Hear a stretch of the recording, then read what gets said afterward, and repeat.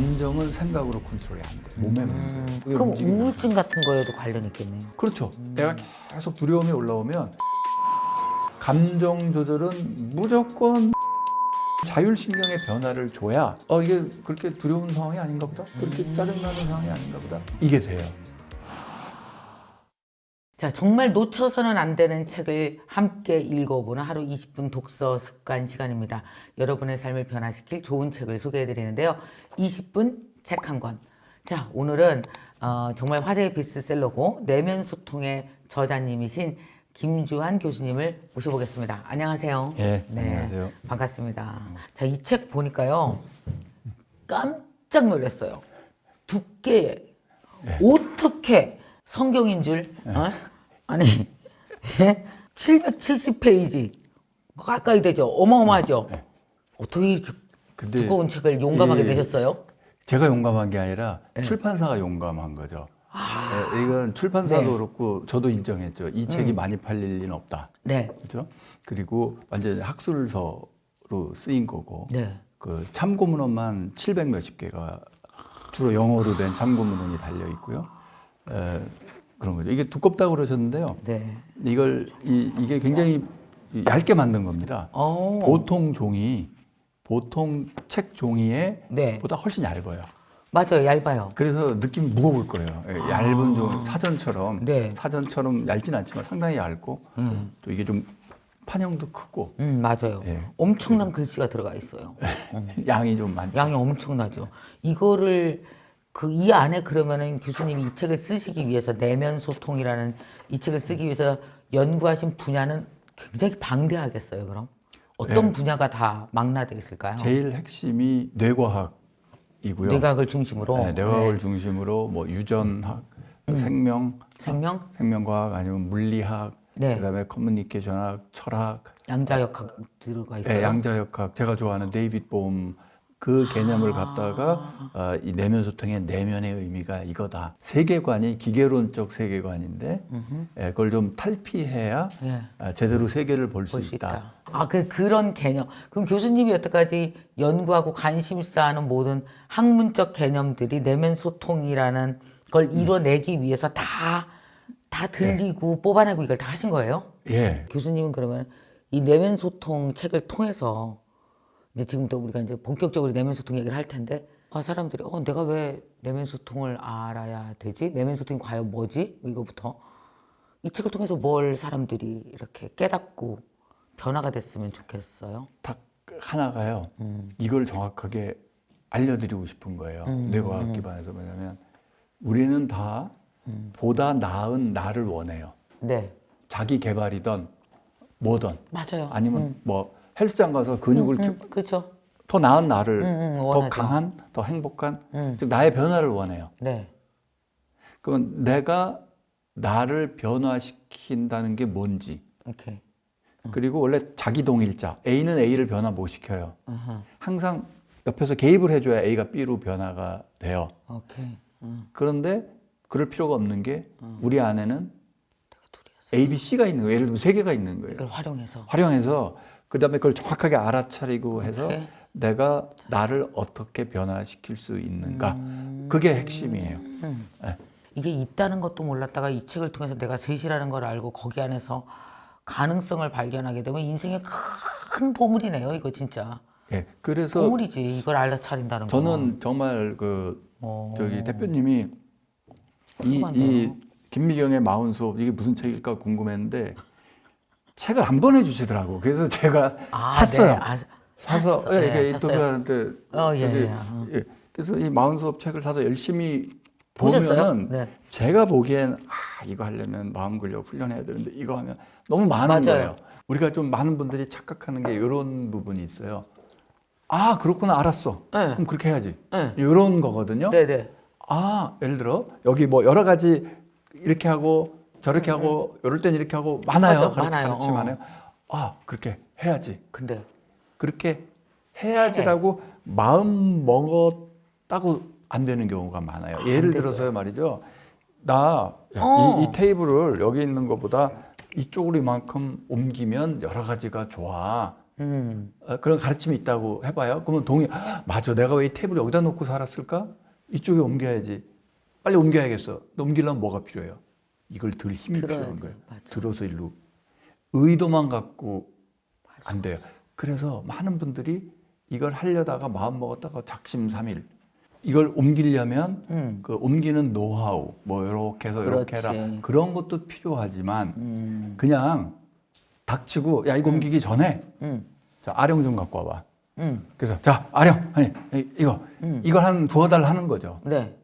그리고 이거 하면 잘 되죠. 그럼 이 책은 그래서- 아령이에요, 이거예요? 그래서 마음 근력 훈련 있거든요. 훈련. 네. 오케이. 이 책은 그 아령으로 아령이에요? 키우는 법인 거고 그래서 마음 근력 훈련에 3가지가 있다 하는 거는 우리 상체 근육, 하체 근육, 코어 근육 있는 것처럼 이게 3가지가 있고 그러면 그걸 보시면은 아 내가 오케이. 이 상체 근육이 좀 부족하네. 내가 그동안 살면서 하체 근육이 부족한 애가 보일 거예요. 오케이. 그럼 그거 중심으로 이렇게 또 운동, 그러니까 하면 된다. 멘탈 훈련을, 마음 근력 훈련을 하면 되죠. 맞아요. 저 여러분들에게 이 책이 되게 좋을 것 같다는 생각을 한 것이 제가 진짜 지난 30년간 강의를 하면서 느꼈던 거는 어떻게 해야 된다는 건 다 알고 있어요. 뭐 벤치마킹도 했어. 잘된 사람 케이스도 봤어. 근데 이것이 내 거가 되는 것 같지 않고 나를 바라봤을 때 나는 너무 힘이 없는 사람인 것 같을 때 그때 멘탈을 강하게 하고 마음 훈련을 해서 그걸 해내는 기초 훈련을 하는 게 바로 마음 근력 훈련, 내면 소통인 것 같습니다. 그럼 교수님이랑 제가 여러분이 아마 지금쯤이면 그래서 어떻게 하라고요? 내면 소통이 뭐예요? 마음 근력 훈련이 뭐예요? 아마 엄청 궁금하실 것 같은데 그 얘기를 본격적으로 들어가 보도록 하겠습니다. 여기 마음 근력 훈련을 보면 크게 아까 교수님 방금 말씀하신 3가지가 있다고 그랬어요. 우선은 내 안에 3명이 있다라고도 말씀하셨잖아요. 네, 그거랑은 좀 다른 차원인데. 다른 차원? 네. 그러면은 어떤 것부터 설명해 주실래요? 내 안에 3명 혹은 저기 마음 근력 3가지? 내 안에 3명은 일단은 좀 신경을 안 쓰셔도 돼요. 그래요? 네, 네, 그거는 이제 좀 나중에 오케이. 실제로 훈련하고 명상하고 할 때 예를 들어 자기 확언을 한다든가 그때 굉장히 중요한 개념이 돼요. 좋아요. 자기 확언. 근데 일단은 가장 먼저 말씀드리고 싶은 것은 이 3가지 마음 근력, 자기 조절력 그게 이제 자기 조절력 하나. 자기 조절력이 뭐냐면은 쭉 한번 시작하면 과제 지속력, 끈기 안 됐는데 또 해, 회복 달력. 그다음에 집중력. 그거는 뭐냐면 시험 볼 때 시험지에 쫙 집중 안 되든지 왔다 갔다 하지 않고 이렇게 쫙 이거 조금씩 달라요. 이거 약간 노력하는 힘인데 꾸준히 아니면 집중해서 아니면 안 돼도 또 되게 하고 또 하고 이런 거. 그다음에 감정 조절력이 있어요. 이제 내가 항상 평온하고 차분하고 그다음에 충동 통제력도 있어요. 그게 이제 자기 조절력이라는 한 덩어리예요. 그게 내가 나를 조절하는 힘이라고 보시면 돼요. 두 번째는요, 대인 관계력이 있어요. 대인 관계력. 네, 두 번째는 뭐냐면 타인의 의도 파악, 타인의 감정 파악. 아 이렇구나. 내 상태, 타인 상태. 즉 뭐냐면 나에 대한 정보 처리. 지금 내 기분이 어떻고 내 감정이 어떻고 그거 모르는 사람 많거든요. 맞아, 그거 이거. 그래서 내가 내 감정 상태 이거 알고 타인의 의도 파악 이거 이런 거 하고 그게 뭐냐면 대인 관계 능력이에요. 여기서 설득력이 나오고요. 여기서 대인 관계력이 나오고요. 여기서 잘 지내는 그야말로 힘이 나와요. 3번째가 자기 동기력인데 이게 뭐하냐면 흔히 야, 일 잘하는데 똑똑하네 이런 거예요. 예측력, 일이 어떻게 돌아가겠구나. 예측력, 그리고 판단력, 또 있고 의사결정력, 또 있고 문제 해결력. 그러니까 정답을 딱 찾아내는 게 아니라 그 창의성이라고 하죠. 이게 그 주어진 조건에서 최적의 솔루션을 내는 능력, 창의성. 그건 이쪽으로 쫙 퍼져가는 그런 그 뇌가 그런 거를 해요.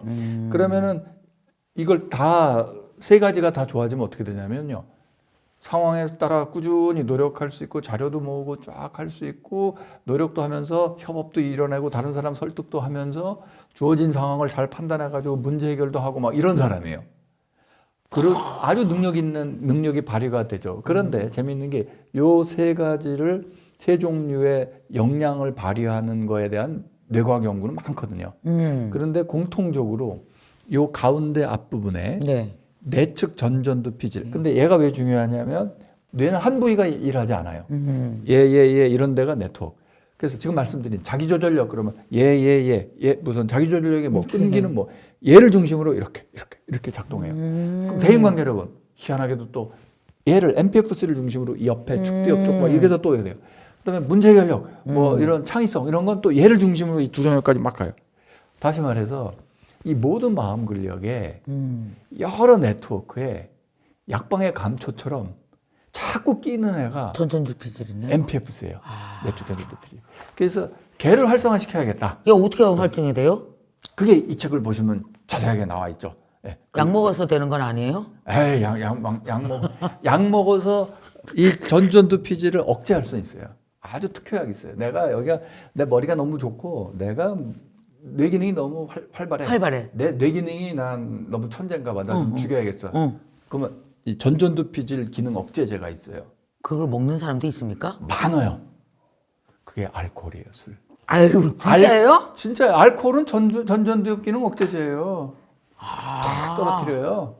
그래서 이게 그다음에 설명드릴게 편도체인데 그럼 우리는 이 MPF3를 막 활발하게 건강하게 만들고 싶잖아요. 그렇죠. 그러니까 한마디로 마음 근력 훈련한다는 건 뭐냐면 이 MPF3 중심으로 한 이 뉴럴 네트워크를 강화시킨다는 거예요. 근데 얘를 뒷다리 꽉 잡고 있는 애가 있어요. MPF3를 이렇게 꽉 잡고 있어서 얘가 올라가면 얘 내려가요. 그게 편도체라는 놈이에요. 저 속에. 그 편도체는 부정적 정서, 짜증, 분노, 두려움, 막 이런. 그게 올라가면 이 기능이 셧다운이 일어나요, 그냥. 그러면 자기 조절력도 없어지고 대인관계, 쭉 자기 내려가죠. 동기력이 떨어져. 네, 떨어져. 편도체가 올라가면. 편도체가 올라가면 다 떨어져요. 그래서 이 편도체는 어떤 마음이에요? 어떤 편도체가 활성화되는 건 뭐냐면 편도체라는 건 뇌 저쪽 변연계 거의 무의식이에요. 편도체 활성화된 걸 우리 뇌가 바로 몰라요. 오케이. 간접적으로만 알아요. 이게 무슨 얘기냐면 편도체가 활성화 팍 되잖아요. 언제 활성화되는 거예요? 얘는 언제? 알람 시스템이에요. 야, 난리 났어. 큰일 났어. 너 죽게 생겼어. 거의 이거예요. 그게 언제냐면 원시인이라고 치면 멧돼지가 갑자기 나타나서 나한테 달려들거나 뭐 사자가 나한테 달려들거나 피하지. 옆 부족이 쳐들어온다. 그러면 어떻게 돼요? 두려워. 무섭고. 죽게 생겼잖아요. 그러면 어떡하냐면 이 앞에 이 그 전전두 이 피질 이 지금까지 뭐 자기 조절력 뭐 대인관계력 그거 쓸데없는 거야 지금. 내가 죽게 생겼는데. 그렇지. 셧다운 시키고 모든 에너지를 근육으로 보내요. 근육이 필요하잖아요. 멧돼지랑 싸우든지 도망가든지 하려면. 그렇지 뭔가. 그래서 소화 기능 억제, 면역 기능 억제, 생식 기능 억제 그거 쫙 억제시키면서 모든 에너지를 쫙 생존으로만. 그래서 턱근육 힘들어가고 눈에 힘들어가고 어깨 힘들어가고 그다음에 에너지 많이 가야 되니까 심장 두근두근되고 숨 차고 요렇게 몸이 변하잖아요. 그렇게 몸이 변한 다음에 뇌는 알아차려요. 내 몸이 변했네. 그 변화를 감정으로 해석해요. 오케이. 그래서 감정이라는 건 몸의 변화에 대한 뇌의 이해예요. 큰일 났구나. 그래서 두려움이 얼른 해결 안 되면 같은 건데 분노, 공격 성향으로 나와요. 그러니까 짜증나고 화나고 뭐 이런 거 있잖아요. 맞아요. 그 모든 부정적 정서 저변에는 편도체가 그게 있고 그래서 내가 짜증이 나고 화나고 두렵잖아요. 그러면 내 뇌 기능은 엄청 저하돼 있다 지금. 내 원래 발휘할 수 있는 뇌 기능보다 훨씬 떨어져 있는 거다. 그래서 현대인은 뭐를 해야 되냐면 편도체 안정화, 전전두피질 활성화 이거를 해야 돼요. 그거 하려면 어떻게 해야 돼요? 여기 있어요. 그 조금 설명해 주시죠. 자꾸 여기 있다 그러면은 몇 페이지 주세요. 몇 페이지. 그게 다 그거예요. 그래서 이 책을 이 두꺼워서 내가 너 다 못 보겠다 그러면 8장, 9장, 10장을 보시면 집중적으로 나와 있어요. 8장, 9장, 10장에. 8장, 9장, 10장. 8장, 9장이 편도체 안정하고 10장이 전전두피질 활성화예요. 딱 그렇게 써. 이렇게 돼 있죠. 8장, 9장. 그리고 교수님, 그래도 기왕에 말씀을 꺼냈는데 8장, 9장, 10장 다 읽으라 그러면 안 되니까요. 그러니까 우리가 아주 핵심적인 꿀팁을 하나 드리면 이래요. 뭐냐면 우리가 다 오해하고 있는 게 뭐냐면 생각 있죠. 내가 이렇게 이래서 저래서 뭐 계획을 생각. 그건 이 대뇌 피질 전두엽 작용이에요. 생각. 그래서 생각은 생각으로 바꿀 수 있어요. 그래서 내 이 생각하지 말아야지. 딴 생각. 생각은 생각으로 바꿀 수 있어요. 근데 감정은 생각으로 컨트롤이 안 돼요. 맞아요. 감정은 뭐냐면 몸의 문제예요. 그러니까 이 뇌가 뭘 갖고 두렵다고 느끼냐면 심장박동의 변화나 이 내장에서 올라오는 신호나 그걸 내부 감각이라고 그래요. 몸의 안에서부터 올라오는 신호를 해석해서 아이고 두려워 이런 거예요. 그래서 두려움이 이런 심장이나 이런 데서 이렇게 습관적으로 올라오는 사람들이 많아요. 이렇게 올라오잖아요. 분노, 짜증이 올라와요. 그러면 이 뇌는 빨리 해결을 하고 싶어 해요. 오케이. 그럼 원인을 알아야 되잖아요. 그렇지. 알았어. 내가 이렇게 짜증나는 이유가 뭐지? 근데 사실은 몸이거든요, 그게. 오케이. 몸에서 오는데 그걸 갖고 그렇게 생각 안 하고 내가 이렇게 화를 나는 이유는 뭐지? 그러면 가까운 주변 사람을 살펴봐요. 가족이나 같이 일하는 사람들. 저 인간이야. 네가 그 얘기해서 내가 지금 화가 난 거야. 사실은 나도 모르는 사이에 분노는 먼저 감정 올라오고 있고 그래서 이 뇌는 뒤집어 씌우게 돼 있어요. 그래서 일단은 몸의 변화였는데. 몸의 변화예요. 그래서 제가 아주 여기서 누누이 강조하고 있는 게 우리 통증을 느끼잖아요. 만성 통증 같은 거, 뭐 허리가 아프거나 편두통이 있거나 그러면은 만약 허리가 아프다고 쳐봐요. 그럼 허리가 아프면 가만히 앉아가지고 이 통증, 허리 통증을 생각으로 누르자. 이거 안 하잖아요. 통증을 참자. 이거 안 하고 뭐 허리를 두드린다든지 어서 침을 맞든지 막 이렇게 몸을 움직이잖아요. 그렇죠? 감정도 마찬가지예요. 내가 계속 두려움이 올라오면 몸을 움직여야 돼요. 심장 박동의 변화를 줘야 되고 감정 조절은 무조건 몸을 움직여야 돼요. 어느 정도 심박의 변화가 오게 좀 빨리 걷댔는지 앉았다 일어나다 스쿼트를 한다든지 호흡을 뭐 다르게 한다든지 이 몸 자율신경의 변화를 줘야 뇌가 바뀌어. 얘가 알아차리고. 이게 그렇게 두려운 상황이 아닌가 보다. 그렇게 짜증나는 상황이 아닌가 보다. 안정시킬 수 있어요. 이게 돼요. 제일 핵심은 뭐냐면 감정 조절은 몸을 통해서 하는 게 가장 효과적이다. 우리가 감정 조절은 생각으로 하는 줄 알았거든요. 같은 레벨이 아니에요. 생각과 감정은 절대 같은 레벨이 아니고요. 생각으로 감정은 컨트롤이 안 돼요. 근데 이 감정은 온갖 부정적 생각을 만들어내요. 맞아. 그러니까 이 괴물 같은 감정을 컨트롤하려면 뭐 운동을 하든지. 그래서 제가 강조하는 명상도 움직임 명상, 호흡 명상도 일종의 그럼 움직임 우울증 명상. 같은 거에도 관련이 있겠네요. 그렇죠. 우울증도 그죠? 되죠. 근데 제일 흔한 이 멘탈 어려움은 불안장애. 훨씬 환자 수도 많고 훨씬 맞아요. 크고요. 그게 우울증은 공황장애도 포함되는 거죠. 그렇죠. 공황장애 요즘 공황장애 너무 많아요. 그거 다 그 불안장애예요. 근데 그 공황장애고 불안장애 특징은 뭘까요? 일단 배에서 이상한 신호 올라오고 심장이 이렇게 되고 먼저 턱근육 힘들어가고 눈에 힘들어가고 이렇게 아주 긴장된 상황이 습관이 된 거죠. 근데 또 이런 질문도 해요. 그러면 아니에요. 가만히 앉아서 그때 그 인간을 생각했거든요. 분노가 치밀어요. 생각했더니 분노가 치밀어요. 이런 분이 있어요. 그럼 생각으로 분노 나오는 거 아니냐? 그 오해예요. 왜냐하면 옛날 나쁜 기억을 떠올리잖아요. 그러면 그 다음에 몸의 변화가 먼저 와요. 뭐 두근거린다든지. 네. 0.5초 뒤에 오케이. 감정이 느껴져요. 그걸 몸을 편안하게 만들면, 그러니까 무조건 이러고 있잖아요. 분노나 두려움을 못 느껴요. 완전히 릴렉스하고 있습니다. 아무리 누가 와서 그래서 명상이 효과적인 거예요? 그렇죠. 네. 명상은 대부분 편도체 안정화와 전전두 피질 활성화로 돼 있어요. 명상이. 네, 그 수천 년 내려온 게. 저 명상 한 번도 안 해봤어요. 네. 그러면은 요즘 뇌과학자들은 왜냐? 그 수천 년 무슨 불교, 기독교, 힌두교 여러 종교에서 내려오는 이 전통들이 다 편도체 안정화, 전전두 피질 활성화에 해당하는 가르침을 서로 사랑하라. 그러네. 용서해라. 편도체 안정화 시키네. 이거 하라. 뭐 이런 거예요, 다. 그래서 명상을 뇌과학적으로 이제 해석해서 종교적인 게 아니라 이렇게 정리해 놓은 거죠. 저희 교수님이 여기서 보면은 나는 하나의 마음을 지닌 실체가 아니라 여러 마음들이 모여서 서로 경쟁하면서 살아가는 마음 공동체다. 내 안에. 내 안에 마음 공동체. 이런 말씀 하셨는데 이 이야기 좀 해주세요. Society of Minds 그거는 제 말이 아니라 마빈 민스키라는 그 유명한 그 인지과학자가 예전에 한 얘기고요. 그거 외에도 많은 뇌과학자들이 우리 안에는 경쟁하는 시스템이 있는 거예요. 한 시스템이 올라와서 여기를 장악하면 그래서 마치 방송처럼 쫙 장악을 해요. 그랬다가 딴 애가 올라와서 얘가 또 장악하면 또. 근데 우리가 느끼면은 뭐냐면 계속 대장 먹는 놈은 하나니까 내가 하나에 나가 이렇게 쭉 지속된다고 생각하지만 사실은 이 시스템이 바뀌기도 한다 하는 이론도 있고요.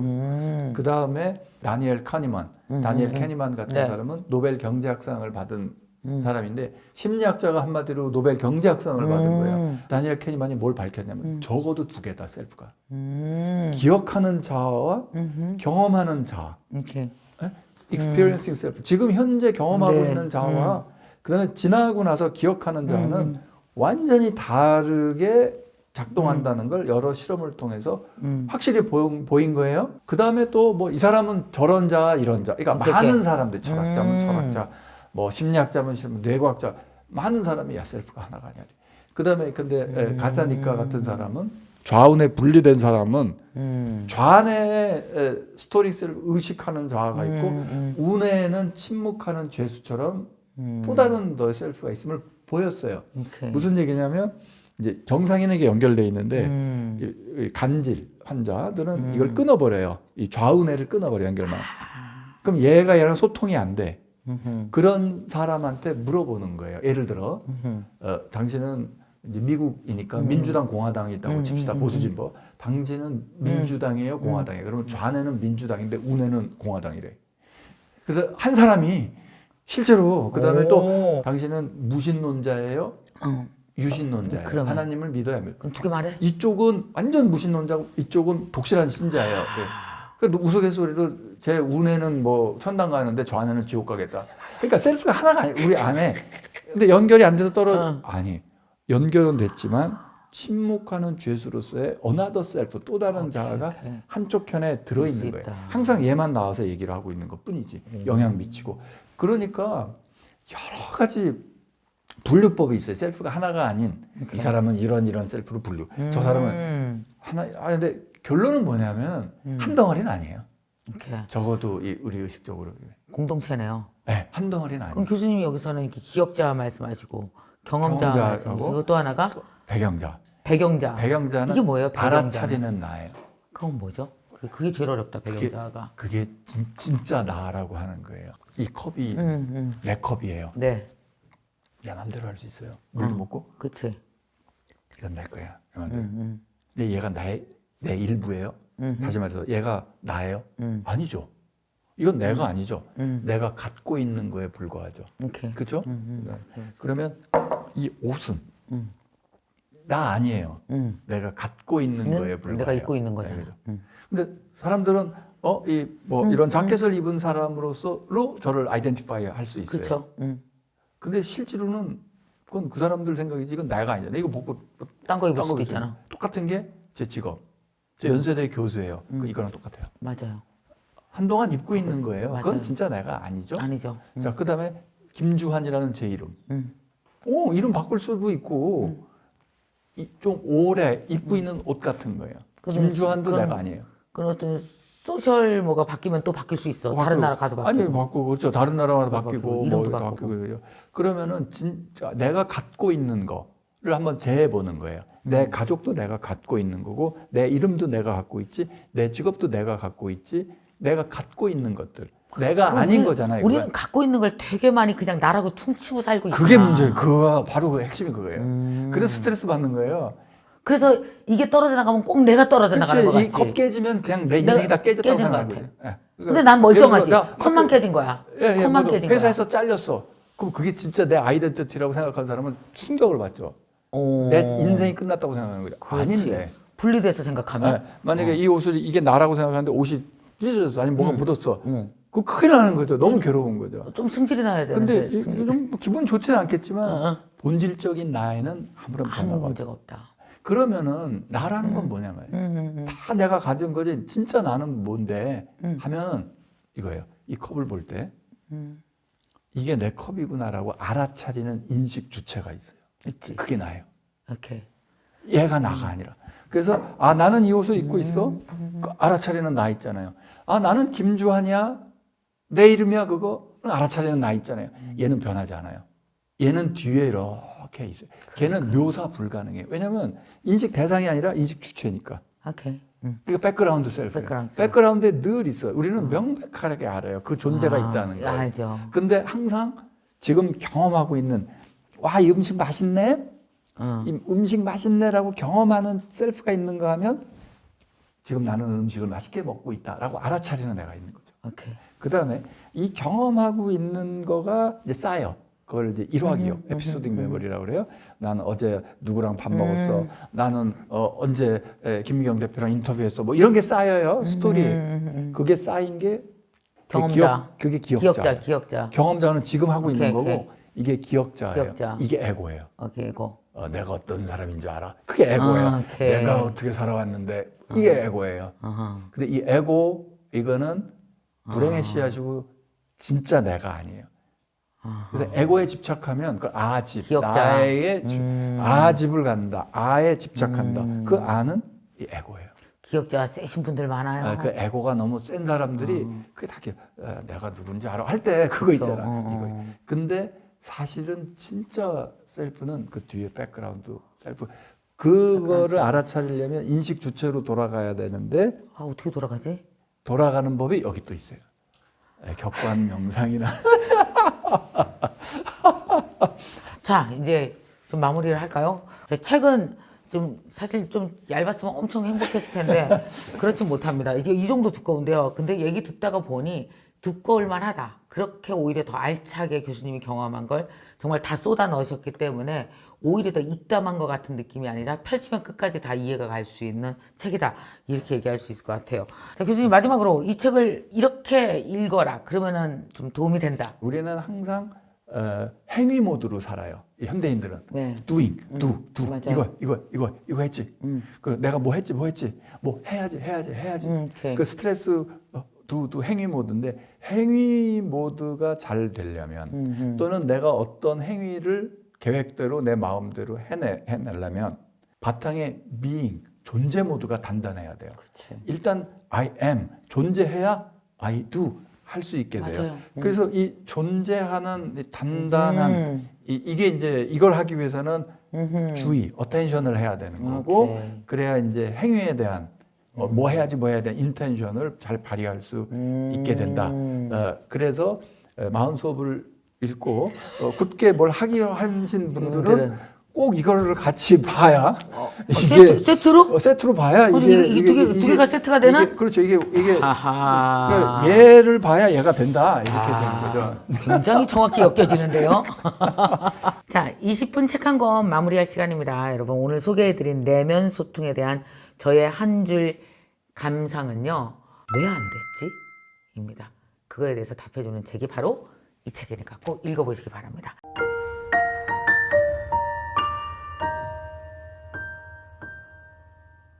예민한 사람은 소리에도 민감하고 네. 다른 사람의 표정에도 민감하고 인풋이 많아요. 이렇게 표정 봤어? 숨소리 들어봤어? 눈빛 봤어? 눈빛. 이게 다 나 때문이라고 생각한다. 집에 오면 아마 완전히 탈진할 거예요. 그렇겠죠. 자기의 에너지가 좋은 쪽으로 쓰일 가능성이 이제 없어져요. 그렇죠.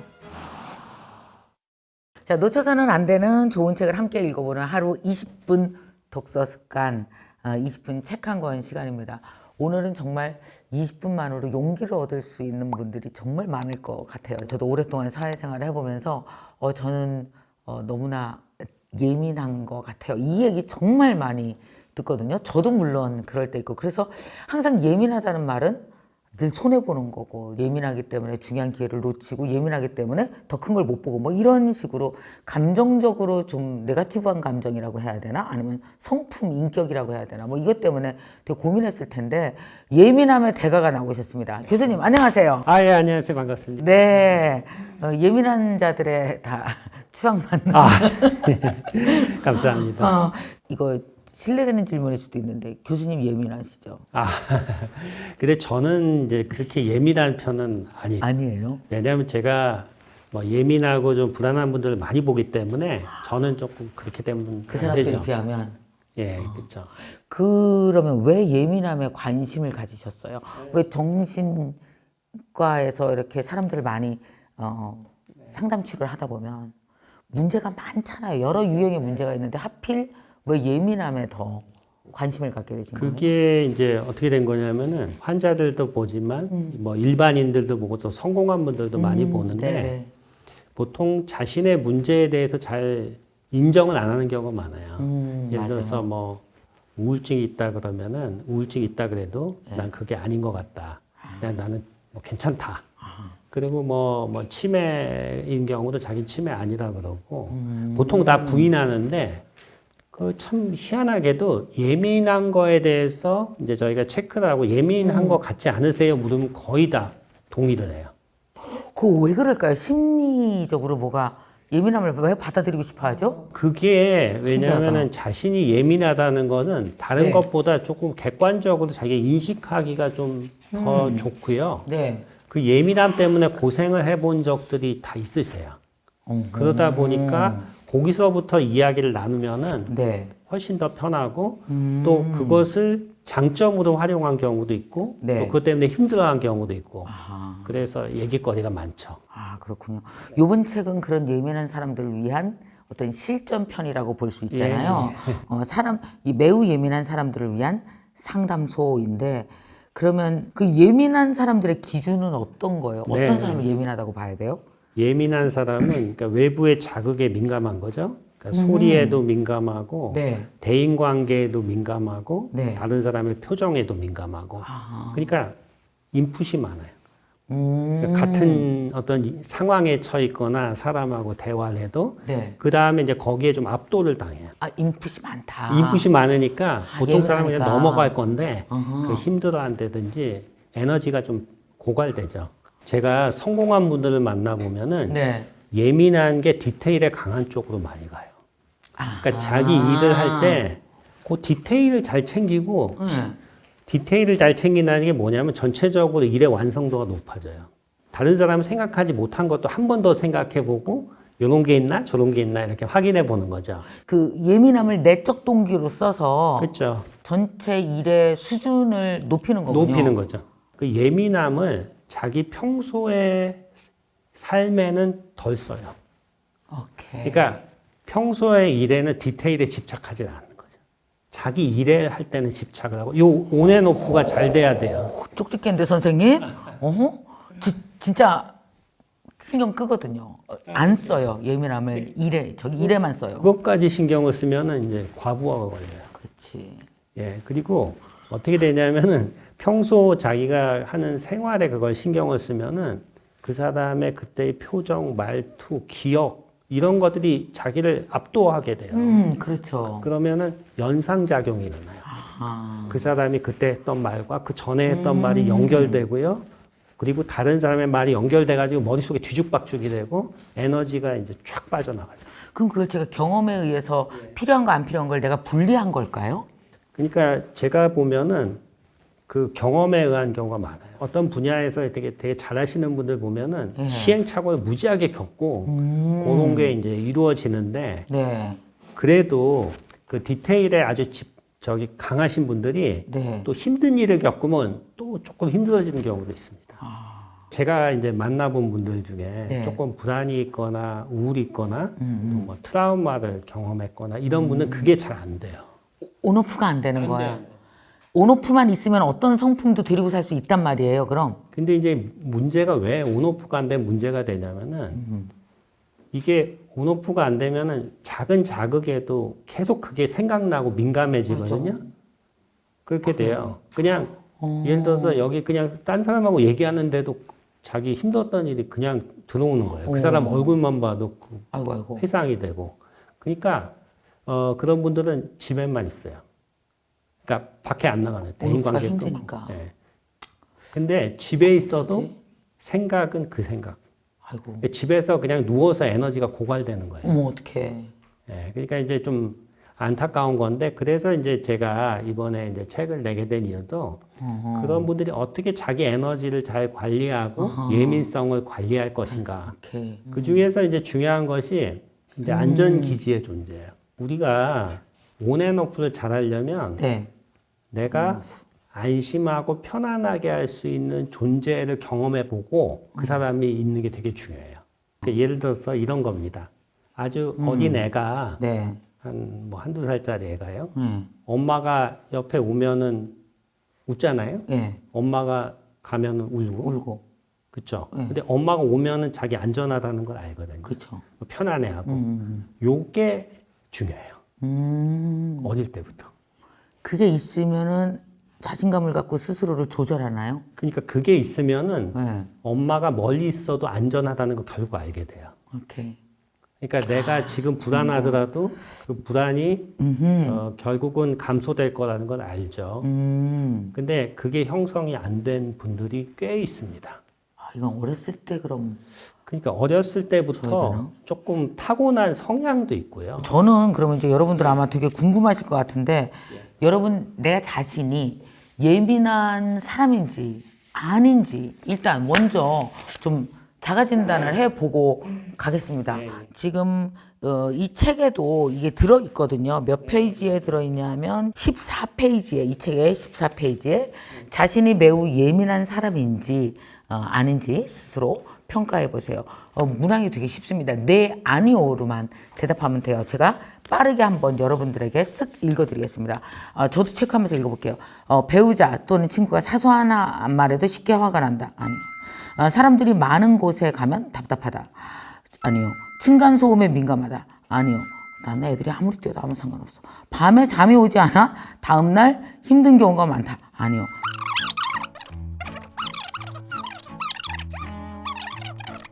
이렇게 다 됐어. 다 아니오예요, 교수님. 거의 다. 두 개밖에 체크가 안 되셨네요. 드라마, 영화 보고 눈물을 흘린다는 맞아요. 잘 울어요. 근데 문단속 가스. 나머지 전 다 아닌데 어땠어? 앤디는? 저도 한 두세 가지 빼고는 거의 다 아니오야. 그렇게 예민한 사람, 앤디도 안 예민하거든. 네. 우리 일하는 거 보면. 근데 제가 이제 아주 예민한 분들 만나보면 몇 개예요? 전체 다. 그거 어떻게 살아? 그래도 잘 사세요.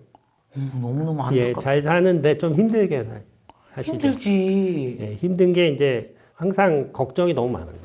그리고 에너지 소진되고. 그러니까 힘드신데 근데 불쌍해. 이런 걸 다 가지고 계신데도 사회생활 잘 하고 계세요. 그러니까 어떻게 되냐면은 조금이라도 뭔가 자극이 센 게 들어오면은 이제 이게 나타나요. 그러니까 뭐 예를 들어서 직장을 갔는데 야단을 맞았다든지 네. 아니면은 가족 중에 누가 뭐 병에 걸려서 뭐 때든지 사고가 났다든지 이제 네. 이렇게 좀 힘든 일이 있으면 이게 본격적으로 이게 나타나기 시작해요. 평소에는 그냥 큰 데로 좀 살다가. 그러면 이렇게 좀 매우 예민하건 아니 예민한 측에 들건 예민한 편이건 이런 사람들이 교수님이 볼 때는 일반인들 중에서 얼마나 될까요? 아, 상당히 많습니다. 지금 아론에 얘기하면 10명 중에 1명은 된다고 하고 있거든요. 그러니까 제가 봐도 실제 저희가 이제 역학조사라고 네. 이렇게 해보면은 이게 꼭 정신적으로 병은 아니에요. 네. 문제가 뭐 누구나 이런 게 있을 수 있는데 상당히 많습니다. 그럼 이거 타고나요? 아니면 어떤 환경에 의해서 생긴 둘 걸까요? 다예요. 둘 다예요. 다 타고난 영향. 경향도 있어요. 근데 이게 직업적으로 어떤 직업군에 조금 더 있고 그런 경우가 있어요. 네. 그러니까 예를 들어서 돈이나 이런 걸 잘 관리해야 되는 직업. 이게 틀리면 안 되잖아요. 맞아. 예, 뭐 회계를 한다든지 은행 업무를 한다든지 그런 분들은 무지 꼼꼼하거든요. 그런 분들 중에서도 있을 수 있고 출판사에 계신 분들도 제가 만나보면은 이 오타가 있으면 안 되잖아요. 그러니까 자꾸 체크를 해야 되고 확인해야 되고 이런 분들이 이런 경우가 많은데 잘 모르는 경우가 많은 게 그 직장에 계신 분이 다 비슷한 경우가 많아요. 네. 그리고 부모님도 그렇고 그러니까 본인이 잘 몰라요. 요새 학생들 중에서 이 우울 얘기 좀 한번 해봐요. 예. 전 정말 저 우울증이에요라고 안 얘기하는 사람을 상담하는 사람 중에서 보질 못할 정도로 다 지가 우울증이래요, 사람들이. 근데 다 진짜 우울증은 우울증 아니고 아닌 거죠? 네, 그렇죠. 근데 우울증의 특징은 이제 저도 이제 우울증을 많이 보지만은 기분도 우울하고 의욕도 없지만 자기 생각에 아주 깊게 들어가요. 우울증 있으면. 그러니까 내가 기분이 우울하면 예전에 그런 우울했던 기억들이 이렇게 연상이 아주 잘 돼요. 꼭 체인처럼 떠올라요. 아이고 아이고. 그런 그럼 분들을 이해하고. 방에 갇혀 있고 생각에 갇혀 있는 사람을 네, 끌어내는 것 자체가 되게 힘들어요. 본인이 나오는 게 너무 힘들 거 아니에요. 그렇죠. 먼저 내가 흥미가 있는 게 뭔지를 발견하는 게 중요해요. 아, 흥미가 있는 거. 네, 네. 그러니까 그래서 내가 그 친구들한테 물어보면 너 재밌는 게 뭐니? 없대요. 세상에 재밌는 게 없대요. 그럼 사람들 만나는 것도 재미가 없고, 그럴 수 있잖아요. 다 재미없으면 학교 어떡해. 가는 건 재미없고, 어떻게 그럼? 그냥 사는 게 재미가 없어요. 그래서 그럼 재미없는 이유가 뭐냐? 딱히 이유도 없어요. 그러니까.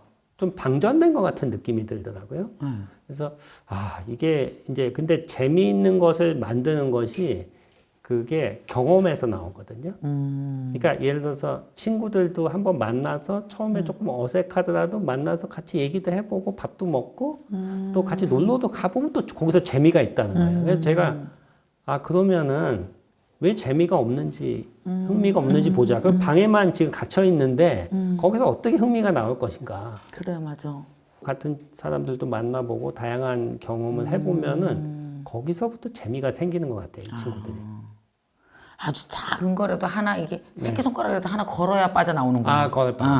이렇게. 걸으면 이제 거기서 빠져나와서 이제 세상하고 만나기 시작하는 거예요. 왜 그러면 요즘 그러냐. 예전에 우리 김미경 대표님도 지금 형제가 많으신 것 같아요. 네, 많아요. 5명. 5명이죠. 저도 3명인데, 우리 때만 해도 3명, 4명은 기본이었거든요. 그쵸. 지금 애들 다 혼자예요. 어릴 때부터 그런 기회가 별로 없어요. 그리고 지금도 그렇고. 그렇죠. 그러니까 계속 그렇단 말이죠, 지금. 네, 네. 그래서 이제 우울이 이제 그런 면에서 지금 문제가 되고 있습니다. 네. 그러면 이제 지금 내가 예민하다고 생각하는 사람들이 나도 장점으로 좀 하고 싶어요. 물론 이 책을 좀 여러분들이 꼼꼼히 다 읽어보시면 좋겠습니다. 왜냐하면 사람마다 나와 비슷한 거는 좀 더 집중적으로 면밀히 들여다보면서 여러분들이 솔루션을 찾았으면 좋겠는데, 그래도 이제 예민한 사람들이 지금부터 실천할 수 있는 몇 가지 방법이 좀 있을까요? 생활 속에서? 어떤 게 있을까요? 가장 좋은 것 중에 하나가 표정하고 말투에 둔감해져야 돼요. 우리가 이렇게 대화를 할 때 이 언어로 들리는 그 텍스트 말고 비언어적인 표현을 인풋이 굉장히 많아요. 뭐 많이 해보셨으니까 대화해 보셨으니까 알겠죠. 여자들 나도 장난 아니에요. 이렇게 표정 봤어? 너 이렇게 숨 쉴 때 숨소리 들어봤어? 눈빛 봤어? 눈빛. 그러면은 그거 생각하느라고 거기 에너지 소비가 그냥 이렇게 되고, 그래서 저는 이 표정이나 말투는 그 사람의 어떤 특징하고 관련이 있어요. 맞아요. 그렇죠. 그러니까 예를 들어서 그 사람이 원래 성격이 그런 거거든요. 이게 다 나 때문이라고 생각한다니까요. 그게 아니거든, 사실은. 맞아. 근데 이제 그거 저 때문인데. 그쵸. 지 표정 때문인데. 그러니까 원래 그런 거거든요, 성격이. 근데 이제 그걸 자꾸 자기 때문에 생각하면 이 사람이 나한테 뭐 이렇게 섭섭한 게 있나? 왜 그랬지? 이렇게 생각하는 거죠. 그러면은 한 달 뒤에 이제 보시면은 우리가 대화한 걸 다 기억하고 있어요, 예민한 분들은. 무슨 얘기 했는지. 처음에 맞아. 이런 얘기 했고 저런 얘기 했고 상대편은 다 잊어버렸어요. 다 잊어버렸지. 그럼 만나면은 내 얘기를 알고 있는 것부터 먼저 시작을 해요, 대화를. 근데 이 사람 모르거든. 대화가 안 돼. 대화가 안 돼요. 그러니까 이게 잠깐 생각해 보면은 인풋이 많기 때문에 좋은 점도 있지만 특히 그런 커뮤니케이션 할 때 자꾸 문제가 생기고, 그렇게 되면은 주위에 일어나는 일들 다 자기하고 관련지어서 생각하게 돼요. 인풋이 과용량이네. 예, 그러니까 관계사고라고 하는데 아주 인풋이 강하면은 심지어 나랑 전혀 관계없는 사람이 하는 행동도 나랑 관계가 있게 느껴져요. 예를 들어 길거리 지나가다가 뭐 강남대로를 지나가는데 사람이 쳐다보면 이 사람이 나한테 불만이 있나 이렇게. 그 사람은 그냥 고개 돌리다 본 건데. 그러니까 그렇게 되면은 어떻게 되냐면은 집에 오면 아마 완전히 탈진할 거예요. 그렇겠죠. 탈진하죠. 탈진하고, 그렇게 되면은 자기의 에너지가 좋은 쪽으로 쓰일 가능성이 이제 없어져요. 그렇죠. 왜냐하면 그냥 사람들 안 만나자. 그냥 회사도 나가지 말자. 학교도 가지 말자. 이렇게 되는, 이게 해결책이 아니에요, 그게. 그렇죠. 그리고 집에 가서 상상 속에서 계속 생각해요. 한 사람과- 달 전에 있었던 일. 진짜 사람의 표정이나 말투에 둔감해지는 거 말고 또 어떤 걸 해야 될까요? 그다음에 두 번째는 네. 이제 제가 잠깐 말씀드리고 싶은 거는 이 병에 대한 그 걱정이 또 많아요. 네, 네. 이 건강 염려증이. 그래서 이 병을 과도하게 아주 심한 거하고 결부짓거든요. 네. 근데 여기 책에 보면 10만 분의 1의 확률도 걱정하는 사람이 있어요. 근데 이 건강에 대한 걱정이 지나치면 그것처럼 문제가 되는 게 없어요. 그래서 그렇게 되면은 내 몸이요. 실제로 그런 신호를 자꾸 보내요. 아, 내가 그걸 염려하면? 네. 위가 자꾸 이상하게 되면 정 위에서 자꾸 꾸룩꾸룩하고 굉장히 그 건강에 대해서 압도가 되고요. 그리고 그것 자체가 혈압도 올리고 오히려 더 문제예요. 더 문제네. 더 문제죠. 그러니까 그런 것이 이제 잊어버리면 또 다른 일에 집중을 해야 되죠. 뭐 운동을 한다든지 활동을 한다든지 그러면서 그런 생각을 최소화해야 돼요. 최소화한다. 건강을 걱정하는 건 건강검진 할 때 하면 되죠. 그렇죠. 평소에 계속하면 안 돼요.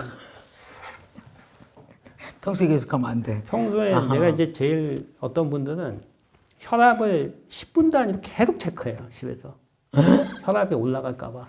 혈압계를 들고서 계속.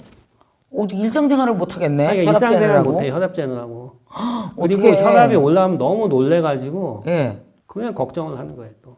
그리고 세 번째는 네, 네. 이제 가족 간의 관계나 자기 주위의 사람하고의 관계인데 네. 예를 들어서 특히 남편하고 이제 자녀들하고의 관계잖아요. 이게 이제 어떻게 되냐면 내가 화가 나잖아요. 네. 그러면 우리의 기억이라는 게 보통 태깅이 돼 있어요. 감정하고. 네. 그래서 우리 기억 중에서 화난 기억이나 슬픈 기억은 이렇게 빨리빨리 떠올라요. 그러니까 남편하고 만약에 이게 싸우잖아요. 네. 화나잖아요. 그럼 예전의 기억까지 다 다 떠올라요. 올라오지. 10년 전, 15년 전, 그리고 이제 오는데 남편은 기억 못 해요. 밤 셀 수 있지. 그 남편은 기억을 잘 못 하거든요. 그러니까 거기서 왜 이런 걸 또 기억을 못 하냐고 싸우게 되고, 그렇죠. 그러면서 이제 이게 갈등 구조가 벌어지는데, 그렇게 되면 또 기억이 또 선명해져요. 그러니까 원래 잊어버릴 건 잊어버려야 되는데, 그러니까 이게 그래서 나쁜 기억을 자꾸 말함으로 인해서 더 선명하고 증폭시키는구나. 그러니까 좋은 기억을 만들어서 거기에 넣어서 나쁜 기억을 밀어내야 돼요. 밀어내야 되지. 그러니까 예를 들어 남편하고 뭐 맛있는 것도 먹으러 다니고 여행도 다니고 좋은 기억을 자꾸 넣어야 되는데 그게 들어갈 틈이 없는 거죠. 그리고 기억이라는 게 우리가 그런 게 있어요. 그래서 우리 아이들도요 어릴 때 뭐 야단도 치고 훈육도 해야 되지만 좋은 기억을 많이 만들어줘야 돼요. 그러니까 아빠 보면은 이런 좋은 일이 있었지 저런 좋은 일이 있었지 이렇게 생각하면은 좋은 거죠. 그러네요. 예. 그러니까 이게 스스로 어쨌든 노력해야 되네요. 노력을 해야 됩니다. 스스로 그러니까 노력해야 돼. 이게 저절로 그냥 약 먹어서 되는 게 아니고 노력해야 돼. 그러니까 노력을 해야 되는데 이게 어느 정도 이제 좀 역치를 넘어서 되면 당연히 약도 먹고 전문가 도움을 받아야 네, 돼요. 네. 그러니까 이게 근데 이제 그 전 단계에서는 그 노력을 해야 되죠. 예민함 단계. 예, 그리고 이제 넘어가더라도 노력은 해야 되고요. 근데 타고난 좀 성향이 있어요. 근데 그게 좋은 쪽으로 가면은 오히려 성공한 사람들 되게 많이 보여요. 예, 오히려 그냥 평범한 사람보다도 장점도 될 수 있는 거죠. 참 머릿속에 많은 생각을 하게 하는 책인 것 같아요. 왜냐하면은 예. 이게 다 그 사람에 대한 이야기잖아요. 내가 그렇죠. 예민할 수도 있고 어쩌면 내 배우자가 혹은 내 아이가. 근데 그렇죠. 이 예민하다라는 성품 타고나는 거 우리가 뭐 태어날 때부터 어떻게 할 수는 없는데 예. 이걸로 인해서 가족 중에 누가 고통받는다든지 그죠? 내가 고통받는 거 혹은 남을 고통 줄 수도 있는 거잖아요. 그래서 이걸 좀 장점으로 잘 쓰는 건 너무 중요한 일인 것 같습니다. 네, 맞습니다. 어렸을 땐 못하더라도 어렸을 땐 부모가 좀 도와주고 어느 정도 사춘기가 지나서 20대가 됐을 땐 내 자유의지로 한 번은 나의 예민함을 장점으로 바꾸려고 그렇죠. 애쓰는 노력이 한번 들어가야 되겠네요. 맞아요. 그렇게 해야 돼요. 그래서 그쵸? 저는 이런 분들이 그 차이를 느끼고 소리에 민감하고 대인관계에 민감하고 이런 분들이 만드는 그 생각들이나 아이디어가 되게 참신한 게 많아요. 이런 분들이 앞으로 더 중요한 사람이 될 거예요. 네. 고맙습니다. 오늘 20분 책 한 권 시간은요. 매우 예민한 사람들을 위한 상담소라는 책을 쓴 전홍진 저자님을 모시고 말씀을 나눠봤습니다. 제 머릿속에도 정말 많은 사람들이 떠오르는 것 같아요. 그 예민함이 엄청난 에너지를 내재된 에너지를 갖고 있었음에도 불구하고 그걸 잘 사용하지 못한다든지 그걸 스스로의 단점으로 알고 괴로워해서 밖으로 나오지 못한다든지 이게 또 더 심해진 사람들도 봤고요. 정말 다양한 사람들을 저도 이렇게 살면서 봤었는데 이 책 매우 예민한 사람들을 위한 상담소를 통해서 여러분 문제가 가벼워지고 또 가벼워질 뿐만이 아니라 이걸 정말 제대로 된 요즘 시대에 정말 필요한 장점으로 쓰실 수 있다면 뭐 이 책이 그래도 이 책을 읽고 나서 변화되는 사람이 몇몇 명이 생긴다면 이거는 네. 엄청 큰일 하신 겁니다. 사람 살리는 게 제일 큰일이니까. 자, 오늘 책에 대한 저의 한 줄 감상은요. 예민함은 장점이다. 여러분이 이 예민함은 장점이라는 교수님이 여러분에게 드리고 싶은 이 한 줄이 여러분 것이 꼭 되셨으면 좋겠어요. 꼭 예민하신 분들은 이거 꼭 가져가시기 바랍니다.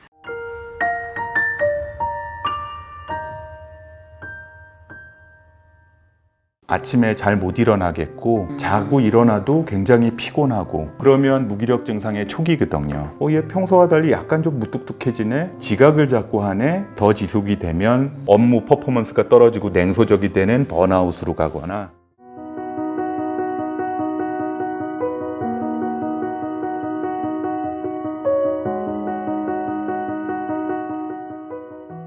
자, 여러분 오늘은 굉장히 뵙고 싶은 분이 오셨습니다. 바로 한창수 교수님이십니다. 박수. 안녕하세요. 안녕하세요. 너무너무 친절한 옆집 아저씨 같은 환자들이 되게 좋아할 것 같아요. 교수님 만나면. 그래서 저랑 수다 떨고 가시는 분들이 되게 많으세요. 연세 드신 분들도 있고 젊은 분들도 있는데 그냥 여기는 정비소다. 병원이란 얘기 잘 안 하고요. 자동차도 오래되면 주기적으로 정비소 들리잖아요. 단골 정비소 있고 정신과 그러면 옛날에는 신경정신과 그래서 거기 가면 미쳤대 그래서 안 오는 분들이 많았는데 많이 달라진 세상이지만 이제 좀 더 편하게 오시라고 그렇게 말씀을 드리고 있어요. 자존감이 떨어져요는 예를 들어서 뭐 누군가로부터 뭔가를 당해서 뭔가 이렇게 상황이 안 좋아서 내 마음이 이 상태요를 얘기하는데 무기력은 마치 내가 아무 노력도 안 돼서 이렇게 방치해서 내가 나를 망친 것 같은 그런 죄책감 때문일까 부끄러움 때문일까 무기력이란 말을 안 쓰거든요. 예전 우리 어머니들은 스트레스 받았어. 그 얘기를 그렇게 많이 했었어요. 했어요. 근데 동일된 게 스트레스 그다음에 뭐 번아웃 번아웃. 됐어요. 뭐 이거의 특징은 범인이 있다는 얘기거든요. 나를 이렇게 만든 조직이나 그 인간이 있는 거예요. 누군지는 얘기 안 했어. 그냥 그 인간 다스리기. 그러면 강이 막 미어 터지겠다. 그런 분들이 다 마음속에 그 얘기 하겠군 그러고 오세요. 근데 스트레스, 번아웃 그러면은 원인이 있으니까 이건 내 탓이 아니니까 그쪽으로 원인 돌려놓고 나는 그냥 불쌍하고 누구한테 케어받고 그렇지. 이렇게 보상받고 도닥거림 받고 이러면 되는 거였는데 무기력이라고 얘기하면 그렇지. 다 범인이 나요. 예를 들어서 내가 중학교 3학년 고1인데 기운이 없고 무기력해요. 그럼 엄마가 제일 먼저 하는 말이 뭐냐 하면 우리 엄마가 그랬어요. 게을러서 그래. 특히 성인들은 그런 거에 되게 익숙하기 때문에 무기력하다는 얘기를 안 하려고 그래요. 안 하려고 그래요. 그렇죠? 근데 재밌는 건 병원에 우울증, 공황장애 또는 번아웃 이런 걸로 오시는 분들의 증상들을 다 조사를 해보면 제일 흔한 증상이 무기력이에요? 무기력이에요. 물론 위장은 돼 있습니다. 피로감, 재미없음, 기운 없음 네. 이라고 포장은 돼 있지만 그게 다 무기력인 거죠. 무기력해서 그냥 말수도 없어지고 퍼포먼스 떨어지면서 사람들 안 만나려고 하고 늘어지는 사람도 있는 반면에 네. 굉장히 예민해지고 안테나가 삐죽삐죽 돋아서 누가 무슨 말만 하면 싸우려 그러고 이러는 분들도 무기력증에 있어요. 공통점은 그로 인해서 대인관계가 곤란해지고 일상생활이나 직업생활의 퍼포먼스가 떨어진다는 얘기죠. 무기력 초기에는 티가 잘 안 나요. 아침에 잘 못 일어나겠고 자고 일어나도 굉장히 피곤하고 그런 증상이 나타나기 시작하고 그러면 무기력 증상의 초기거든요. 그러다가 옆 사람들이 보기에도 얘 평소와 달리 약간 좀 무뚝뚝해지네? 약간 좀 늘어졌네? 지각을 자꾸 하네? 이게 이제 더 지속이 되면 이제 갈래가 나뉘어집니다. 아예 늘어지면서 업무 퍼포먼스가 떨어지고 냉소적이 되는 번아웃으로 가거나 아니면 더 심해져서 우울증이나 공황장애 같은 걸로 진행이 되는 경우들도 있죠. 무기력이라는 거는 진단병이 아니라 하나의 증상이고 그냥 형용사잖아요.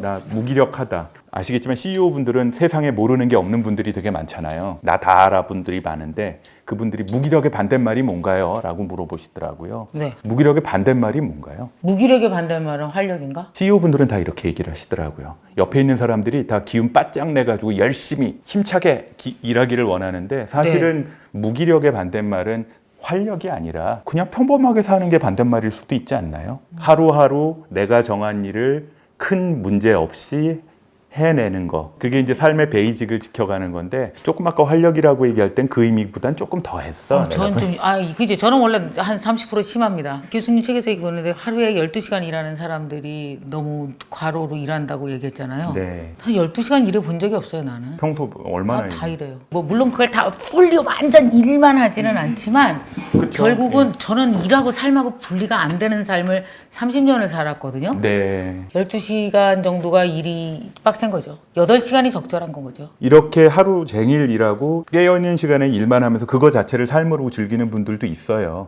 전제 조건은 뭐냐면 그게 내가 재밌고 그걸로 인해서 스트레스를 받지 않고 내 옆 사람이 그러지 못한다고 그래서 신경질이 나지 말아야죠. CEO분들하고 이게 일을 하다 중요한 보면 지점이네. 강의를 하다 보면 그분들은 일하시는 게 이제 아침에 나가서 CEO들 모인 데 가서 강의 들으시고 하루 종일 일하고 결제하고 공장 손시하고 나서 저녁에 모여서 또 그분들 만나서 저녁 먹고 저녁에 또 밀린 책들도 봐야 되고 그러시는 게 그분들 일이잖아요. 그러고 봤더니 6시에 퇴근해서 저녁 생활을 즐기겠다고 이사한 놈이 일찍 집에 가는 꼴을 보면 나는 이렇게 일하는데 저것들은 하는 생각을 하는 거 오는 순간은 건강하진 못한 거예요. 나는 내가 좋아서 그렇게 하는 거고 저 사람은 자기에 맞춰서 일을 하고 있는 건데 사실은 내 아랫사람은 이거 내 살림도 아닌데 왜 자기처럼 해달래 그거 요구하는 게 사실은 좀 어불성설이죠. 두 번째는 내 몸이 견딜 수 있을 땐 하는데 어느 순간 몸이 아플걸? 맞아요. 대개는 어느 순간 힘들어지죠. 버거워질 때가 있어요. 네, 마치 자동차로 치면 처음 자동차 샀을 적에는 싼 차 비싼 차 할 거 없이 120km, 130km 나가다가 어느 순간이 되면 고속을 내려고 밟으면 갑자기 덜컹거리잖아요. 제가 차가. 요새 그래요. 아무것도 하기 싫은 날이 있어요. 저도. 네. 그럼 아무것도 하기 싫은 날은 아무것도 하기 싫은 날 엄청 불안한 거예요. 죄책감 느끼죠. 이런 날이 열흘 쌓이면 내 한 달은 어떻게 되지? 못 쉬는 병이 생긴 거죠. 쉬는 것도 사실 기술인데 쉰다는 거는 저금이 되는 기술이 아니거든요. 몰아서 한 3일 쉬고 한 3주일 연달아 일하고 이럴 수는 없어요. 잠이 그렇잖아요. 일주일 내내 일하고 한 3일 잔다고 모자른다면 다 챙겨지진 않잖아요. 주기적으로 자야지. 우리 애들은 맨날 일어나면 2시요. 그건 이제 뭐 하는 일들이 또 한 있겠지. 4시간 일하다 보면 도로 또 자야 돼. 그거는 맛 붙여놓고 얘기를 해야 되는 거. 엄마가 얘기하는 거랑 애들이 얘기하는 거랑 항상 달라서. 네, 알았어요. 나름 깨있는 시간엔 지들이 바빠요 또. 어디 가서는 본인 애들 칭찬 그렇게 많이 하시더만 오늘은 또 왜 이러셔. 일에만 매몰친 사람들은 적절히 쉬어주지 않으면 어느 순간 무기력에 봉착을 하실 겁니다. 이게 그 전에는 다 외부적인 원인 때문에 내가 쓰러졌었어요. 어떤 외부에서 나를 공격을 했거나 아니면 내가 정말 큰 스트레스에 맞닥뜨렸을 때 내가 잠시 쉬어졌는데 이제는 내가 나를 공격하는구나. 내가 나의 나를 원인 공격하네. 때문에 일하고자 하는 욕망은 좋은데 그거 심해지면 강박이 되는 거라서 맞아요. 얼마 전에 내가 일부러 인위적인 무기력을 세팅을 한 적이 있어요. 제가 이게 영어 공부하는 게 엄청 스트레스거든요, 솔직히. 잘하시더만요. 아니 근데 발음도 정말 좋던데 지난번에. 그게 문제가 아니야. 나 영어 한 달 내내 하나도 안 할 거야. 듣지도 않을 거야. 그러고 나서 영어를 다 끊어버렸어요. 솔직히 정말이에요. 되게 훌륭하고 잘해 나가고 있는데 기본의 본인 체력을 바탕으로 해서 하나하나를 그렇게 다 박살내면서 해야 되나 싶어요. 이걸. 지 좋아서 하는 놈을 못 이긴다 그러잖아요. 아무리 좋아해서 그 일을 시작했어도 100% 365일 10년 내내 안 좋거든요. 그럴 땐 좀 쉬면 되죠. 심야 식당 만화책에 보면 실패한 만화가가 시골 가는 얘기 나오잖아요. 네네네. 먼저 시골 갔던 선배가 그 친구한테 얘기하잖아요. 안 내킬 땐 좀 쉬어도 돼. 안 그래. 그려도 돼. 그러다 보면 다시 그리고 싶어지면 그때 그려. 예. 근데 너무 계획 안 해놓고 너무 쉬면 이제 계속 쉰다 이제. 왜 또 지금 신랑을 하는데 불안하게 그러네. 이제 대부분의 사람들은 작은 성공의 경험을 몇 번 한 다음에 오케이. 내 미래에 대한 계획표가 어느 정도 정해져야 쭉 갈 수가 있는데 젊은 사람들 이 무기력함 때문에 자꾸 이제 주저앉으려고 하는 사람들을 주저앉지 않게 해주는 게 계획표 짜주는 게 저희들의 주된 일이죠. 일반적으로 많은 사람들이 그 겪게 되는 우울해지고 어느 순간 되게 우울해지고 더구나 요새 코로나 때문에 친구를 만난다든지 뭐 어디 가서 술을 한잔 한다라든지 너무 제약이 많으니까 그냥 다 포기 잘라내고 안 하니까 오로지 나와 상대를 해야 되는데 맞아요. 이 나와의 게임이 너무 길어지는 거예요. 한 2년 그렇죠. 이상. 그죠? 그래도 이거를 자존감 이렇게 포장하지 않고 대놓고 무기력이 무기력해지도록 대놓고 무기력이라는 책을 쓰셨습니다. 오늘 그 얘기를 이제 본격적으로 나눠볼 텐데 지금까지 본격적 아니었어요. 아직 안 했구나. 그러면 많이 아직 안 했어요. 했는데. 이제 시작. 많이 하긴 했지만 저는 원래 게으러요라고 하는 사람은 되게 드물었고요. 네. 저 무기력증 초기 증상인 것 같아요. 무기력에서 한 달째 빠져나오지 못해요. 벌써 1년째 무기력해요. 저 같은 사람은 되게 쓸모없나 봐요까지 얘기하는 댓글이 네. 꽤 있었고 무지 안타까웠단 말이에요. 이런 무기력에 들어간 사람들이 어떻게 빠져나와야 돼요? 제 얘기만 한 게 아니라 이제 다른 외국이나 국내 학자들이 연구한 것까지 다 정리를 해서 이제 저도 공부를 하면서 정리를 한 건데 일단은 몸이 좀 쉬어야 돼요. 배터리가 이 스마트폰에 네.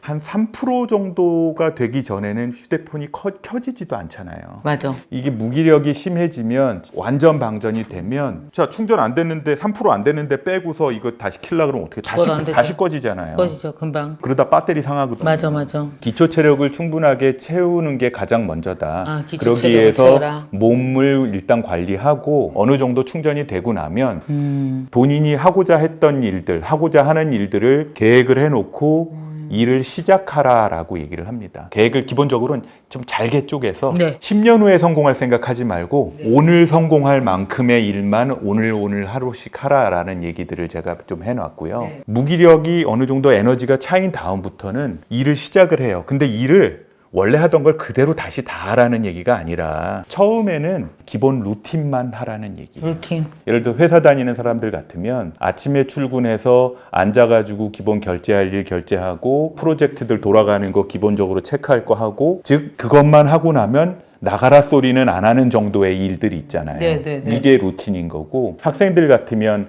아침에 일어나서 치카하고 세수하고 제 시간에 책상에 앉는 거 책을 들여다보는데 머릿속으로는 딴 생각하고 그건 별도의 문제고 일단은 앉아서 책을 피는 것 자체가 루틴이거든요. 계획은 항상 변경될 수 있어요. 그거 다 이루려고 너무 애쓰지 마시고 시작을 하라는 거예요. 그건 왜 중요하냐 하면 이럴 때 완전히 쉬어버리면 나중에 기운이 돌아왔을 때 공부하는 법, 일하는 방법을 까먹어. 완전히 방전돼 버리면 안 되는 거구나. 까먹어요. 나 무기력하니까 그리고 회사에서도 봐주고 집에서도 봐주고 나를 불쌍히 여기니까 그리고 내가 생각해도 내가 불쌍하니까 아무것도 안 하고 나면 돌아갔을 때 공부하는 법을 까먹고요. 그리고 두 번째, 이건 더 중요한 건데 병가도 있고 충분히 쉬고 돌아오라고 동료들이나 윗사람들이 봐주죠. 근데 그 사이에 잃어버린 직업적인 전문가로서의 신뢰감은 어떡할 건데. 저랑 가까운 한 1년 넘게 저랑 상담하고 있는 애널리스트가 있는데 직장 못 쉬게 하고 끌고 오고 있는데 부상 입었던 병사 최고 제 맨 앞에 전방 전선에 내보내는 지휘관 본 적이 있어? 없거든요. 프로페셔널로서의 신뢰감은 떨어지죠. 최소한의 자기 루틴은 기본 베이직은 하라라고 얘기를 합니다. 교수님이 이 책에 쓰신 대로 무기력은 감정이다 하셨는데 되게 큰 상실을 겪었거나 되게 큰 상처를 겪었어. 그래서 무기력에 빠졌을 때는 어떻게 일어나야 될까요? 코로나 시기를 맞으면서 유일하게 오시는 내원객들이 많아진 과 중에 하나가 정신건강의학과라 그러잖아요. 일반인들은 외로움을 사실 견디기 힘들거든요. 맞아요. 나는 그 사람들을 돌보지만 사실은 내 마음을 그 사람한테 의지해서 사는 거거든요. 왜냐하면 인간이라는 존재는 내가 오면 나를 반겨주던 강아지가 먼저 가면 그것 때문에도 심각한 우울증이 돼서 오는 경우도 있어요. 제 책에 그런 청년이 있었어요. 아이 없이 그냥 애완견만 키우고 사는 젊은 남자였는데 당연히 강아지 먼저 사망하죠. 근데 얘가 가고서 아무렇지도 않았는데 너무 심한 우울증이 온 거예요. 기운도 없고 업무도 잘 안 되고 괜히 이유 없이 자꾸 눈물 나고 부인이랑도 자꾸 부부싸움 하게 되고 그 먼저 간 강아지가 애기 노릇도 했던 거고 가족 역할도 했던 거고 그 아이가 없어지니까 이제 너무 상실감 때문에 실제 우울증이 왔어요. 그 아이한테 본인이 얼마나 의존을 했었는지만 얘기를 해도 마음이 많이 관여돼요. 부인이 돌아가시고 난 다음에 저한테 오고 계시는 칠순 장군님이 한 분 계신데, 돌아가신 부인은 자기가 평생 돌봤지 자기가 그렇게 그 부인한테 마음으로 의존했는지를 모르는 거구나. 저랑 얘기하면서 그걸 깨달으시더라고요. 내가 왜 그러고 있는지만 알아도 그걸 다스리거든요. 그렇구나. 퇴근 후에 엄마한테 신경질 내는 딸들이 있어요. 그리고 막 야, 회사 어땠니? 그 몰라. 개인 문제가 개입된 것처럼 신경질을 내세요. 응, 똑같아. 응. 아 맨날 똑같다고 엄마. 그러니까 그 딸들 중에는 하루 종일 직장에서 남 비유 맞추고 온 사람들 많거든요. 내 성질은 다 있지만 학교 갈 때, 직장 갈 때 가면 하나씩 쓰고 가잖아요. 직장에서 그 사람들하고 맞춰주느라고. 엄청나게 에너지를 많이 쓰는 일이에요. 그러니까요. 그 인간관계가. 근데 일반 직장인들이나 젊은이들도 내 라디오 채널 맞춰두시 튜닝을 해준다는 거, 이거 보통 노력이 들어가는 게 아니거든요. 아이고. 근데 그러다가 집에 오면 딱 들어오면서 왔니? 엄마가 물어보죠. 왔니? 오늘 무슨 일 있었어? 몰라. 문 캉 닫고 들어가서. 그죠? 그런 문제 때문에 저한테 오시는 가족들도 있어요. 이 세상에 가족 중에도 내 마음을 편한 대로 그냥 감정 다 표현할 수 있는 사람은 아무도 없어요. 진짜. 그러면 다 상처받아. 라고 말씀드리면, 뭐래? 아이고 집에서라도 좀 편하게 나 감정 표현 좀 해야지, 안 그러면 어떻게 해서 살아요. 이 세상에 그럴 수 있는 존재는 한 명도 무슨 없습니다. 며느리가 감정 쓰레기통이냐고. 그러니까 감정, 그런 속상한 얘기는 이제 며느리나 아들한테 하지 마시고 병원 와서 저랑 얘기하세요. 접수하시고. 접수하시고. 아, 네, 접수하고. 원래 그런 얘기는 접수해야 더 잘 돼요. 가족끼리도 접수하고 얘기하게 할까? 그러니까요. 그 무기력은 또한 감정으로부터 오는 것이기도 하고, 이 무기력은 정신이다라는 건 어떤 거예요? 자기 연민에 빠지면서 우울증에 빠져나간다는 얘기예요. 공감을 잘 못하고 있다 보니까 사람들하고 계속 튜닝하다 보면 그거에 지치면 이제 나한테 튜닝해. 그 지점이 와. 네, 나한테 튜닝해요. 그리고 이제 내가 하는 걸 이제 다 합리화하는 거죠. 그 인간들 때문에 처음엔 그런 거거든요. 그래서 저 인간들이 미워. 그래서 정말 성질 밖으로 폭발하는 사람들은 그 사람한테 가서 덤비고 싸우고, 더 심하면 묻지마 폭력도 되고, 이제 이런 일이 벌어지지만 대부분의 사람들은 착하니까 그게 안으로 들어와서 나를 갉아먹다가 나를 자꾸 이제 불쌍히 여기기 시작을 해요. 나는 뭐 능력이 없나 봐. 나는 쓸모가 없나 봐. 그리고 나는 불쌍해. 공감이라는 말은 영어로 두 개예요. 심파시라는 말과 엠파시라는 말로 있는데, 심파시라는 말은 다른 말로 공감이라고도 번역이 되지만 연민이라고 번역이 되죠.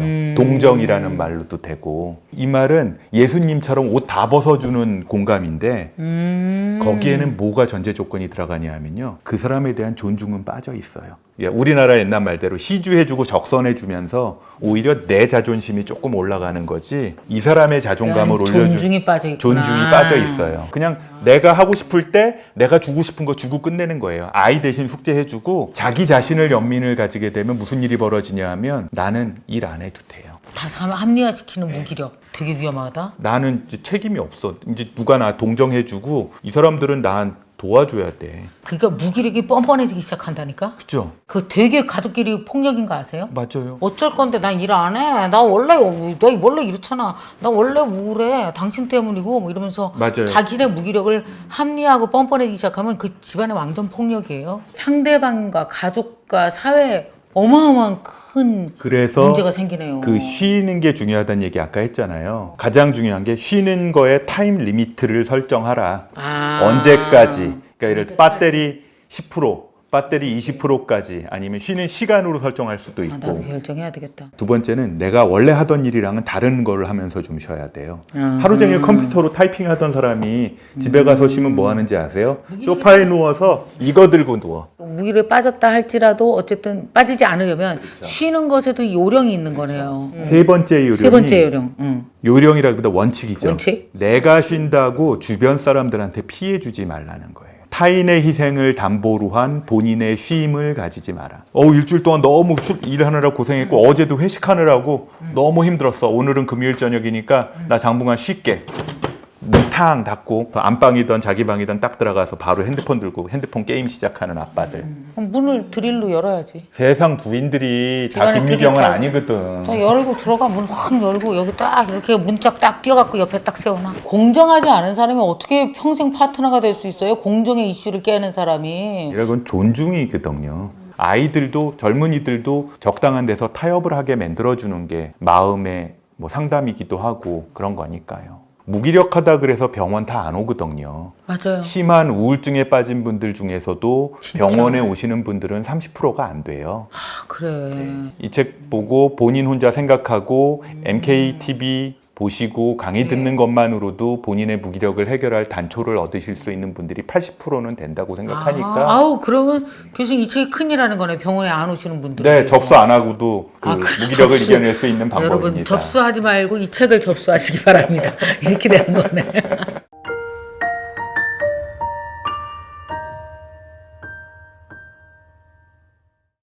요즘에 잠깐 이거 읽어드리기 전에 요즘에 가장 큰 코로나 이후에 지난 2년 동안에 사람들에게 스며든 가장 그 걱정되고 우려스러운 감정이 무기력이래요.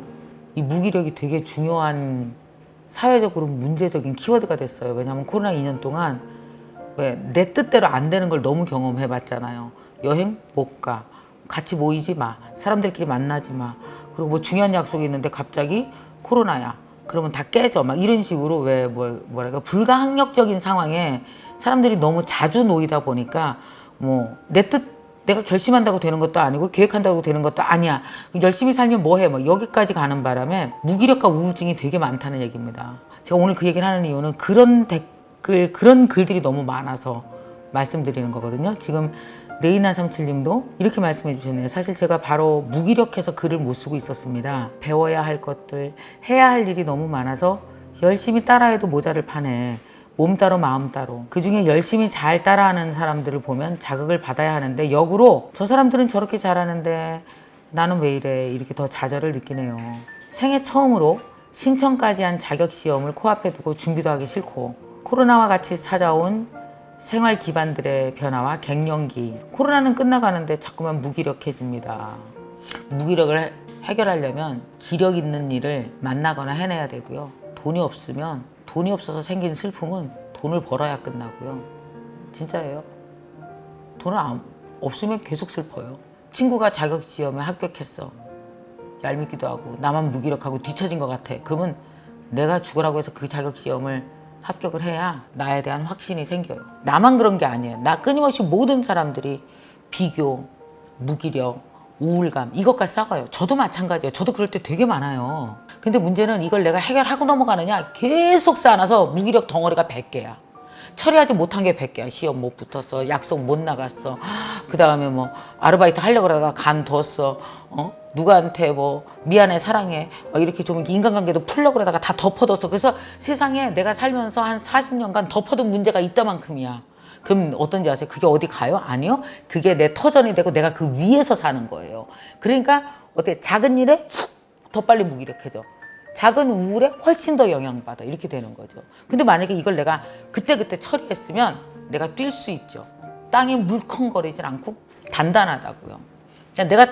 내가 사는 내 인생을 땅을 내가 단단하게 만드느냐 물컹물컹 무기력 우울 막 좌절로 물컹거리게 만들어서 거기서 질퍽질퍽 하느냐가 그냥 내가 만들어 가거든요. 근데 중요한 거는 한 번만 풀면 풀 수 있는 자신감이 꼭 생깁니다.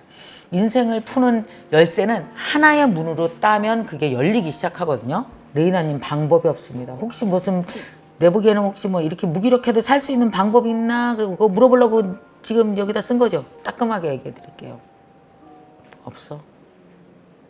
방법 없고 그래도 옛날에는 좀 공부 시험에 자신이 있었다며요. 준비부터 하십시오. 첫걸음이 준비해요.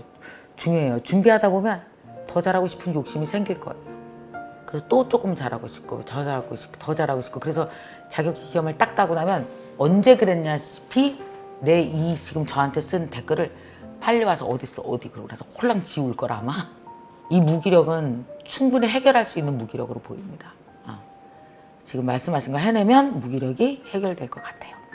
자, 여기 봉현준 님이 주신 사연인데요. 안녕하세요 선생님. 저는 공무원으로 일하고 있는 30대 초반 여자입니다. 근무한 지는 5년 됐는데 적성에도 잘 맞지 않고 번아웃이 심하게 왔을 때 우울증, 신체 질병들 때문에 휴직을 신청한 상태입니다. 회사를 다니기엔 제가 너무나 정신적으로 지쳐 있습니다. 다들 잘 버티는 건데 제가 너무 나약한 걸까요? 우리가 직장을 다니는 데 있어서 직장에서 번아웃이 오고 직장에서 뭐 새로운 일에 대한 도전도 재미없고 회사가 나를 별로 인정해 주는 것 같지도 않고 만약에 뭐 이렇다고 하면 총체적으로 문제가 다 생긴다고 착각을 하게 돼요. 그 문제가 엄청 커 보이긴 하지만 인생에는 직장 말고 내가 행복하고 즐거움을 찾고 의미가 있을 다른 섹터가 많다는 느낌이 안 드세요? 예를 들면 제가 강의 망쳤어요. 강의 평가 너무 안 좋아요. 그리고 강의도 별로 안 들어와요. 그랬던 시절이 있었거든요. 그러면 어떤지 아세요? 인생 전체가 다 무너지는 것 같아요. 하루 종일 기분이 나쁘고 다음날 너무나 무기력해지고 힘들고. 근데 인생이 내가 강사지만 강의만 있어요? 아니에요. 내가 새롭게 공부하는 것도 있고 어떤 모임에 나가기도 하고 저녁 때 강의는 잘 안 됐는데 저녁 때 독서 모임 갔는데 막 인정받고 집에서 애들이랑 노는 게 어느 날 너무 재밌고 주말에 여행 한번 갔다 온 게 너무 즐겁고 그러니까 뭐냐면 사는 의미는 직장 말고도 되게 여러 군데서 찾을 수 있다는 얘기예요. 사는 의미가. 그래서 이 사는 의미의 포트폴리오 구성이 되게 중요해요. 번아웃이 온 걸로 봐서 아마 직장에서 상당히 많은 시간을 쓰면서 굉장히 몰입해서 일을 하고 다른 섹터를 개발 안 하셨을까요 혹시?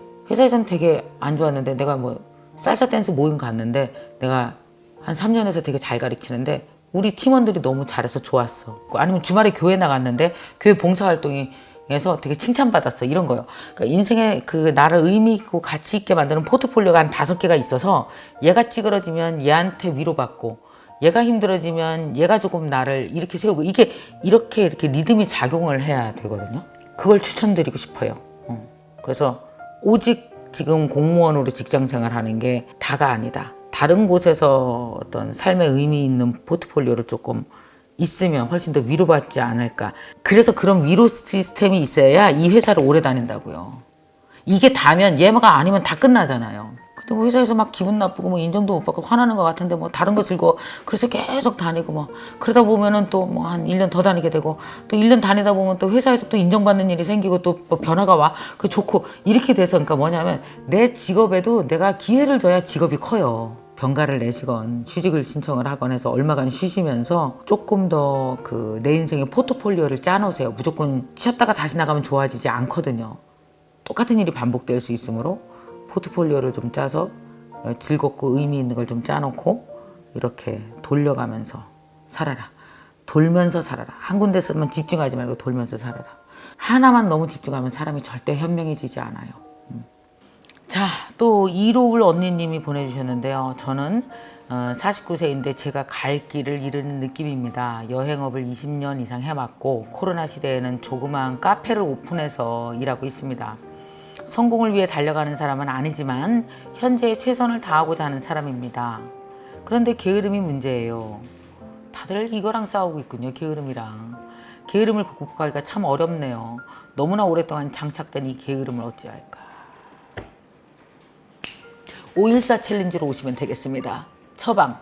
새벽 5시에 하는 모닝 챌린지를 제가 1월 달부터 지금 벌써 8월 계속하고 있는 중이거든요. 제가 이걸 시작한 이유가 뭐냐면 게으름도 습관되고요.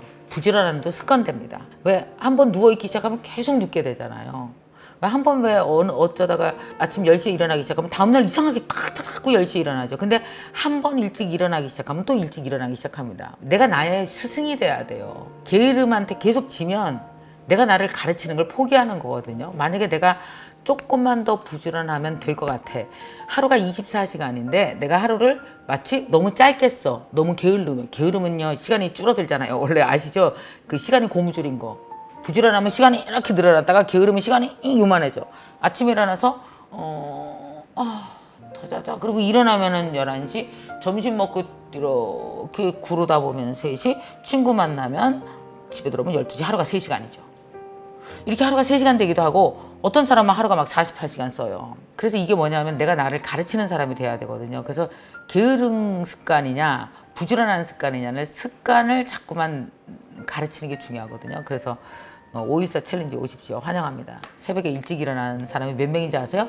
무려 10,000명입니다. 깜짝 놀랄 거예요. 새벽 5시에 유튜브 접속하는 사람 10,000명? 대박. 그러면 그 틈에 있으면 어떻게 되는지 아세요? 커뮤니티 실력이 내 실력이 돼요. 10,000명의 실력이 내게 된다고요. 나도 그 사람들처럼 뛰기 시작한다고요. 어떤 환경 속에 있냐가 되게 중요해요. 그러니까 환경을 조금 바꿔보시면 지금의 이 무기력한 느낌, 게으른 느낌을 빨리 극복하실 수 있을 것 같습니다. 자, 그 다음에 김동현 님이 보내주신 사연입니다. 안녕하세요. 저는 작곡가를 꿈을 삼고 있는 작곡가 24살 학생입니다. 저는 아무런 음악 배경도 없고 음악 듣는 게 너무 좋고 음악 관련 일을 내 직업으로 삼고 살면 너무 행복하겠다는 생각 하나로 작곡가가 되기로 했고 준비하고 있습니다.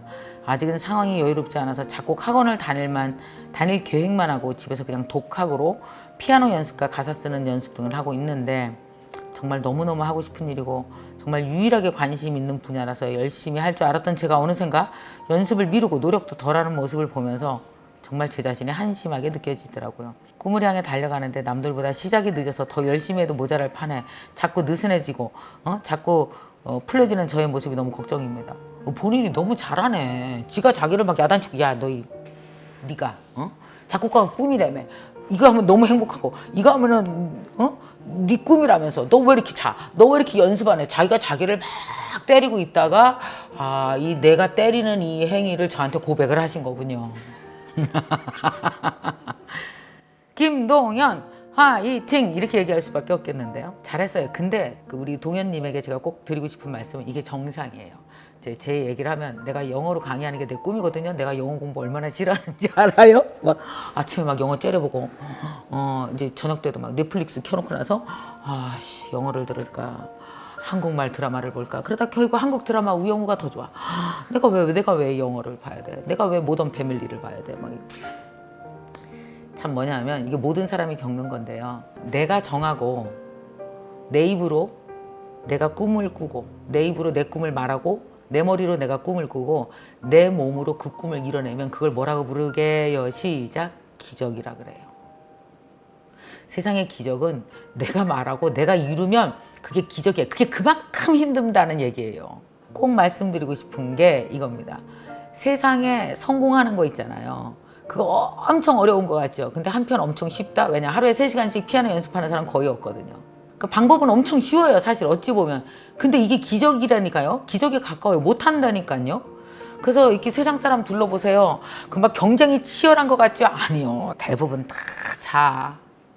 대부분 다 연습 안 하고 대부분 다 자고 대부분 다 지가 말해놓고 지가 안 지키고 다 허술해요, 모든 사람. 그래서 제가 늘 말하는 거예요. 세상 만만하게 봐도 된다고. 다들 허술하고 다 지 약속 안 지키고 다 잠잔다고. 그중에 조금만 더, 한 발짝 더, 1시간 더, 요만큼만 더 하는 사람들이 탁월해지는 거예요. 사람들이 엄청 완벽해서 탁월한 거 아니고요. 그냥 게으른 사람보다 조금 더 해서 탁월해지는 거라니까요. 대체로 게을러요, 모든 사람들이. 그러니까 꼭 생각하세요. 너무 빨리 포기하지 마세요. 나처럼 해갖고 되겠어? 이런 생각하지 마. 아니야. 동현 씨만큼 해도 될 수 있어. 중요한 건 다른 사람들도 다 나처럼 허술해. 쉽게 포기하지 마시고 하루만 더, 1시간만 더 힘을 내서 꾸준히 하셔서 꼭 작곡가의 꿈을 이루시기 바랍니다. 중요한 건 작곡가가 되고 싶고 이게 내 꿈이야라고 이 24살의 나이에 확신을 가졌다는 것 자체가 전 기적이라고 생각합니다. 자, 이미 반의 기적을 이루셨으니 나머지 기적을 꾸준함의 힘으로 꼭 이루시기 바랍니다. 동현 씨.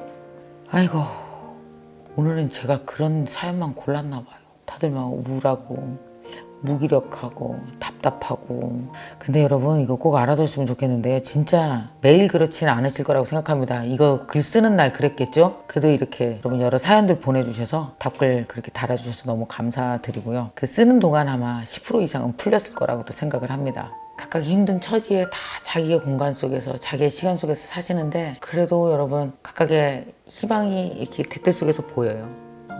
다 열심히 헤쳐나가려고 하는 모습들이 보입니다. 아마 여러분 오늘도 그 와중에도 열심히 살아가고 있으실 거예요. 왜냐하면 진짜 힘들지만 한 걸음 걷는 게 나한테 희망이고 힘들지만 일어나서 밥 한 끼 해먹는 게 나한테 희망이고 힘들지만 다음날 눈을 뜨는 게 희망이거든요. 그러니까 나한테 힘을 줄 수 있는 사람이 사실은 내가 가장 가까이 있는 사람이에요.